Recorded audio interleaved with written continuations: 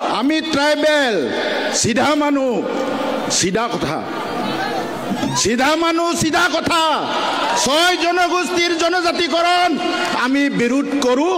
কৰিম সিধা তাত কোনো বেকাতেৰা নাই সিধা কথা বিৰোধ কৰো কিয় কৰো 1996 চনতে সকলোৱে গম পাই থৈছে কিয় কৰিছো এই ৰাজনীতিত সৰকাৰি পক্ষ শাসকীয় পক্ষ বা বিপক্ষই আজি যদি ষড়যন্ত্ৰ কৰিছে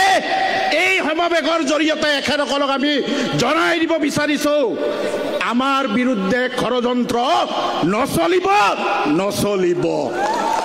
কোনোবা কয় আমাক কোনোবা কব বিচাৰে ভোটৰ সময়ত চাই লম ভাই ৰাজনীতি 5 বছৰ এই জনজাতি সমাজ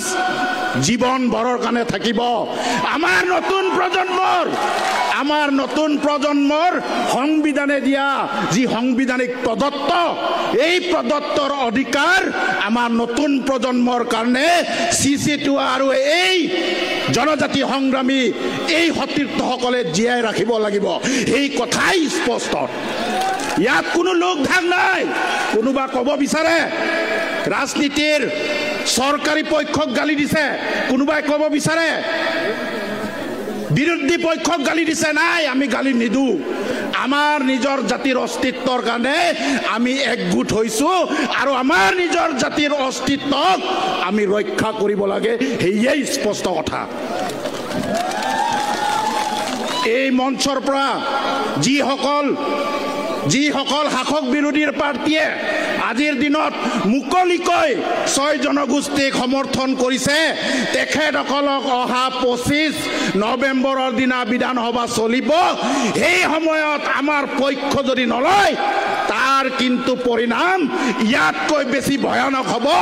এই কথা মই আজিয়ে আপোনালোকক কৈ থৈছো ৰাইজ দীঘলীয়া কথা কৈ লাভ নাই একগোট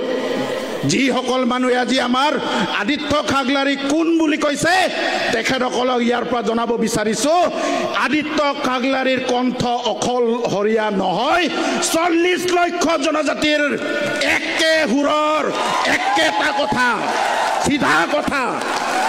সকলোকে পুনৰবাৰ সংগ্ৰামী জিন্দাবাদেৰে সকলোলৈ এই যি আহ্বান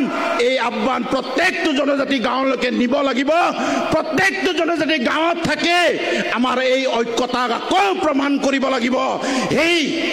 প্ৰমাণেৰে মোৰ এই সমূহ বক্তব্য সকলোলৈ মোৰ সমূহ বক্তব্য সামৰিছো পুনৰবাৰ সকলোৱে হাত দুটা উঠাই চিঞৰক ট্ৰাইবেল ঐক্য জিন্দাবাদ ট্রাইবেল ঐক্য জিন্দাবাদ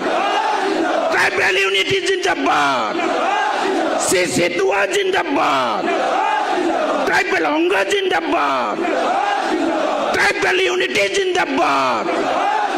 ট্রাইবেল ইউনিটি জিন্দাবাদ 6 জনগোষ্ঠীৰ জনজাতিকৰণ নচলিব এই যুদ্ধ চলিছে এই সংগ্ৰাম চলিছে